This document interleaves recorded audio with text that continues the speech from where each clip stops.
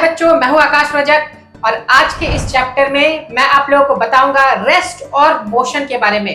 देखिए, रेस्ट और मोशन जो है ना, ये दोनों फिजिक्स के टर्म्स में अलग अलग चीजें होती है। आपको स्कूल में आपके टीचर ने पढ़ाया होगा, लेकिन आपके पल्ले कुछ नहीं पढ़ा होगा।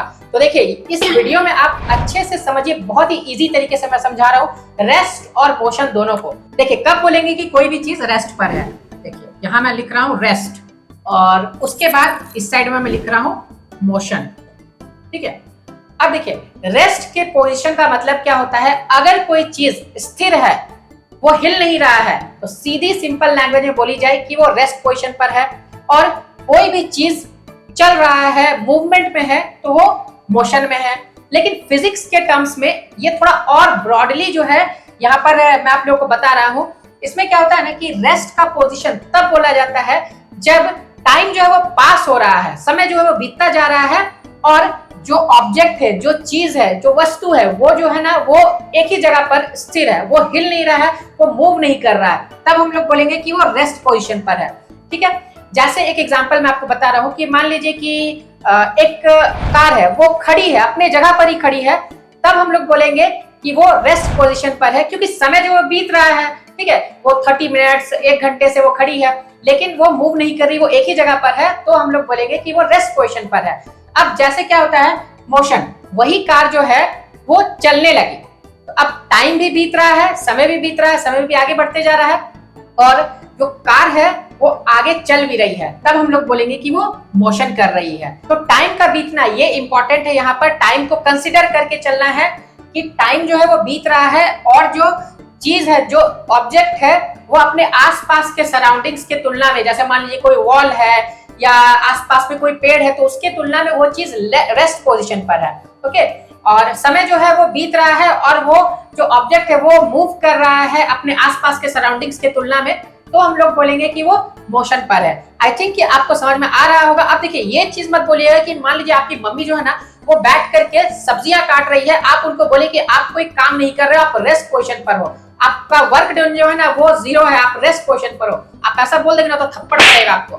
इसलिए उनको आपको नहीं बोलना है, आपको क्या करना है ना, फिजिक्स में ही बस इस चीज को अप्लाई करना है। जैसे एक और एग्जांपल, मान लीजिए मैं यहाँ पर खड़ा हूँ, खड़ा होकर के मैं यहाँ पर पढ़ा रहा हूँ, ये रेस्ट का पोजीशन है। और अगर मैं आप लोगों को मूव करता हुआ पढ़ा रहा हूँ कि देखो बच्चों कि आपको ये मोशन और ये रेस्ट जो है ये मैं समझा रहा हूँ, तो ये क्या होगा, ये मोशन मैं कर रहा हूँ। ठीक है, मूव करते हुए पढ़ा रहा हूँ। एक लास्ट चीज मैं यहाँ आप लोगों को बता दूं कि रेस्ट और मोशन हम लोग अपने आसपास के जो सराउंडिंग्स रहते हैं ना उसके हिसाब से देखते हैं। ये चीज ध्यान रखिएगा।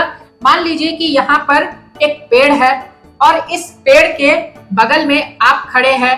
ठीक है, और यहाँ पर एक कार है, ठीक है, जो मूव कर रही है। ठीक है, चलिए, ये कार का ड्राइंग है, मान लीजिए कि ये कार है। ठीक है, अब जैसे ये पेड़ है, तो आप यहाँ पर खड़े हैं, उस साइड में खड़े हैं, तो आप इस पेड़ की तुलना में, पेड़ के कंपैरिजन में आप रेस्ट के पोजीशन पर है, आप खड़े हैं। ये कार जो है मूव कर रही है, इसमें भी जाहिर सी बात है कोई ड्राइवर बैठा होगा, कोई आदमी बैठे होंगे।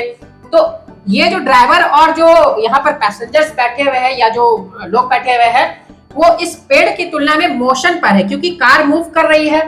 तो इस पेड़ के कंपैरिजन में ये जो है, ये जो लोग हैं कार के अंदर बैठे हुए, ये मूवमेंट कर रहे हैं, तो ये मोशन पर है। लेकिन यहाँ पर एक बात और ये है, मान लीजिए कि यहाँ पर स्टीयरिंग व्हील है। मान लीजिए कि स्टीयरिंग व्हील तो कार में रहता ही रहता है, तो स्टीयरिंग व्हील है, यहाँ पर सीट्स है, तो ये जो स्टीयरिंग व्हील्स है, सीट्स है, इसके तुलना में जो यहाँ के लोग जो है, कार के अंदर बैठे लोग, वो रेस्ट पोजीशन पर है।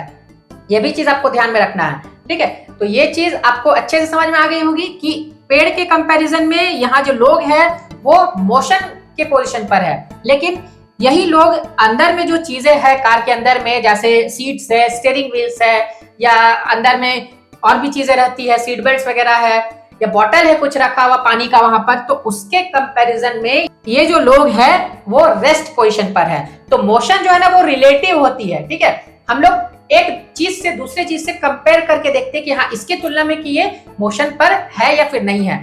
तो आई होप कि आपको रेस्ट और मोशन का जो पोजीशन है ना बहुत ही इजीली समझ में आ गया होगा। तो इसी तरीके से इजी और फनी वे में पढ़ने के लिए आप हमारे चैनल को सब्सक्राइब जरूर करके रखिए। फिर मिलते हैं एक नए टॉपिक के साथ, तब तक के लिए बाय बाय।